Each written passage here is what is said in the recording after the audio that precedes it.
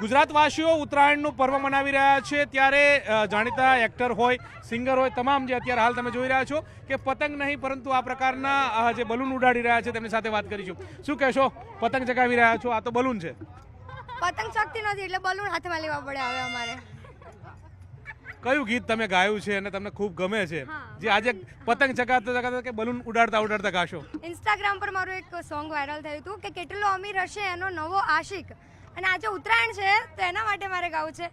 અલ્યા પતંગો લૂંટતો હશે પેલીનો નવો આશિક, મારી મોહબ્બતને ખરીદી લીધી. બીજું કંઈક ગાવું હોય તો શું ગાઓ? જરૂર.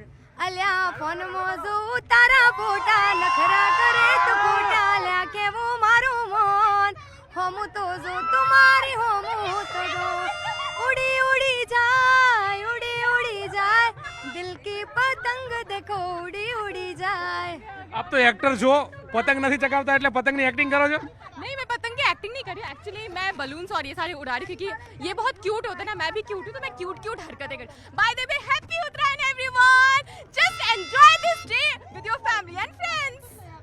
કોઈ ડાયલોગ કેવો હોય તો શું ડાયલોગ કહેશો આજે ઉત્તરાયણને લઈને? डायलॉग्स तो ये कहूँगी, हम एक बार जीते हैं, एक बार मरते हैं, प्यार भी एक बार करते हैं, लेकिन फेस्टिवल तो हमें बार बार मनाना चाहिए क्योंकि ये हमारे चेहरे को रौनक देता है. Enjoy this day. ઉત્તરાયણને લઈને શું સંદેશ આપશો? मैं ये बोलूँगी कि प्लीज़ बी सेफ. आप बहुत अच्छे तरीके से उत्तरायण को सेलिब्रेट करें क्योंकि जो इसका थ्रेड होता है बहुत ही खतरनाक होता है, तो आप ट्राई करें कि जितना कम आप इसका यूज़ कर सकें ताकि हमारे जो बर्ड्स हैं उनको इतना हार्म ना हो सके. बस. તમારા મિત્રોએ તો પતંગ ચગાવ્યો, બલૂન ઉડાડ્યા, તમે પતંગ ચગાવ્યો લાગે છે. કેટલાક ઉડાડ્યા ને કેટલા કપાયા? ઉડાડ્યા કરતાં કપાયા વધારે છે, અને ખરેખર કહું તો આજે હાસ્ય કલાકાર, એક્ટર, સિંગર બધા જ અમે અહીંયા એક જ સાથે મળીને એન્જોય કરી રહ્યા છે ને ખરેખર ખૂબ જ મજા આવી રહી છે. આજનો દિવસ અમારા માટે યાદગાર બની જવાનો છે.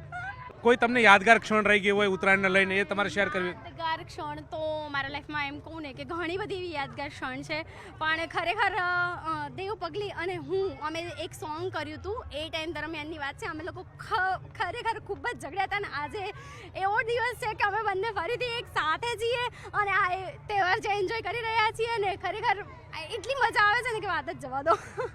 ઉત્તરાયણને લઈને શું કહેશો લોકોને? ઉત્તરાયણને લઈને જો પર્વ તો છે જ ઉત્તરાયણ, પણ એક ધાર્મિક તહેવાર પણ છે, અને આજે તમને બધાને ખબર જ હશે, મારે કંઈ કહેવાની જરૂર નથી કે મકર જે છે એ સૂર્યમાં પ્રવેશ કરે છે, અને આજનો દિવસ આપણા માટે ધાર્મિક પણ જોવા જઈએ તો એ દ્રષ્ટિએ પણ સારો છે, અને તહેવારની દ્રષ્ટિએ તો સારો છે જ. લોકો એન્જોય કરવા માટે તો ઉત્તરાયણ મનાવે જ છે, તો હેપી ઉત્તરાયણ. ચોક્કસથી તો ઉત્તરાયણનું પર્વ સૌ કોઈ મનાવે છે ને અત્યારે હાલ તમામ જે લોકો જે છે તે પતંગ ઉડાડીને ક્યાંક બલૂન ઉડાડીને ઉત્તરાયણ પર્વની ઉજવણી કરી રહ્યા છે ને લોકોને હેપી ઉત્તરાયણ, સેફ ઉત્તરાયણનો મેસેજ પણ આપી રહ્યા છે. કેમેરા અમિત શર્મા સાથે ગૌતમ શ્રીમાળી, ન્યૂઝ 18 ગુજરાતી, અમદાવાદ.